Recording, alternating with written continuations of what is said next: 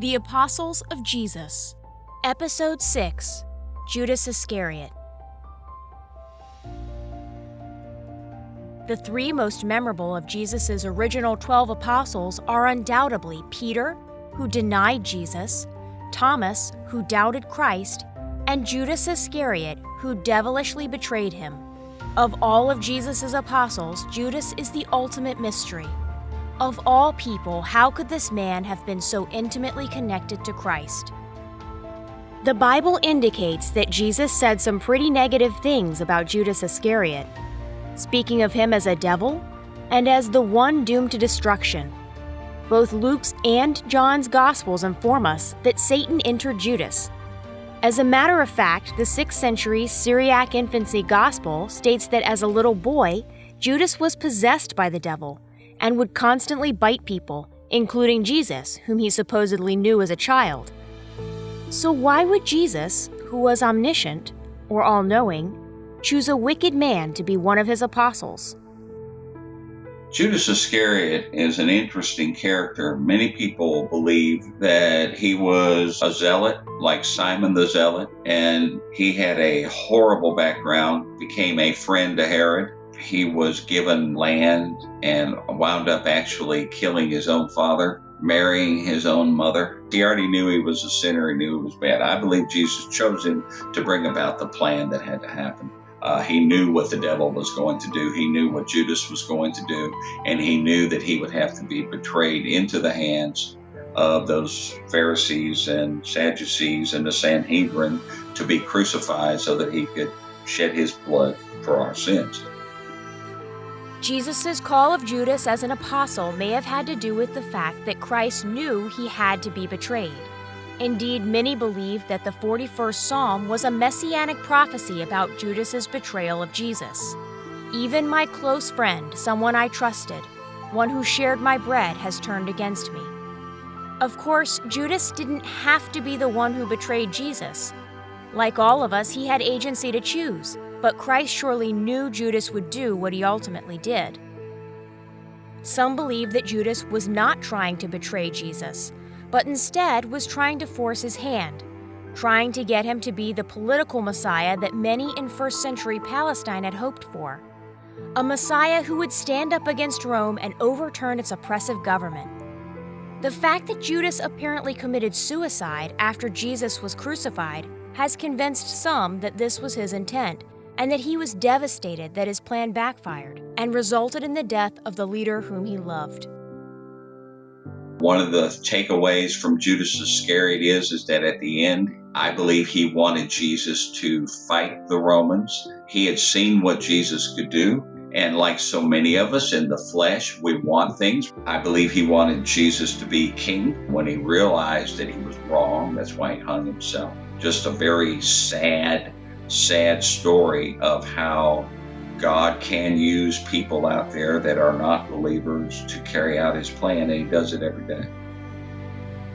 Perhaps the biggest challenge to the theory that Judas was trying to do good is Jesus' consistent talk of him as a devil, which suggests Christ believed the apostles' betrayal was exactly that, a devilish betrayal of the Son of God. St. Augustine noted that Peter, the rock, represented the new law of the church, whereas Judas, whose name comes from the Hebrew Judah, represents the law of Moses and the synagogue. Judas was for Augustine a symbol of how the first century Jewish leadership would reject Jesus. One of the things which makes Judas's betrayal of Jesus all the more offensive is his potential connection to Christ. While several of the apostles were related to Jesus, Judas may have been one of Christ's closer friends. We know that Judas was the son of Simon, and that he was the only apostle present at the home of Simon when Mary anointed Jesus in token of his coming death. We know that Jesus had a special relationship with Mary, Martha, and Lazarus of Bethany. However, what's less known is that many scholars believe Judas may have been the brother of the Bethany trio. If this is the case, then Judas may have been more connected to Jesus than many realize. This would have made his betrayal all the more painful to his dear friend Jesus. Another element of Judas's treachery that is striking is the fact that he betrayed Jesus with a kiss. The Greek indicates he didn't just kiss Jesus, but did so warmly, covering him with kisses. Judas Iscariot wanted to make sure that they only arrested Jesus. He didn't want the other guys arrested. As far as he was concerned, they were on his side. They all thought Jesus was going to be the king. And James, the Lord's brother, James Alphaeus, looked so much like Jesus that in the dark, dark is dark. I mean, there might have been a little bit of a moon. There might have been the Milky Way putting a little bit of light out, but it was dark in the Garden of Gethsemane. All them trees, those bushes, there was no light from the city there. This was a dark place. So I believe that whether he kissed him multiple times or whether he kissed him once, he kissed him to make sure that they only arrested Jesus. In many ways, Judas can be seen as a symbolic type for the Christians who betray their Lord. Isaiah warned, "These people come near to me with their mouth and honor me with their lips, but their hearts are far from me." Judas once knew Christ, heard his teachings, and saw his miracles. He was once a believer, but with his lips betrayed the very God he claimed to worship. Perhaps his life is a reminder to all Christians to be true to their word and true to their Lord. While the New Testament suggests that Judas hung himself, his body then falling to the ground, causing his organs to burst asunder, there's at least one early Christian legend that adds to this. Writing near the end of the 1st century, Papias claimed that, as punishment for betraying Jesus, Judas became severely inflamed in the flesh, his body oozing pus and being filled with worms.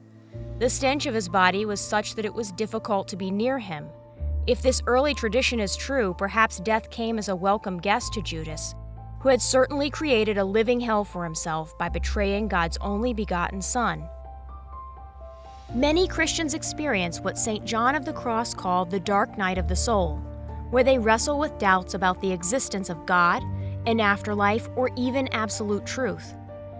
Judas Iscariot is the perfect example of what can happen when a believer struggling with doubts relies on his or her own finite understandings instead of turning to the all-knowing, all-powerful God. All of us are a Judas, a faithful apostolic Judas, or the evil and faithless Judas. And like him, what we become is our own choice. Only we can decide what we will spiritually become.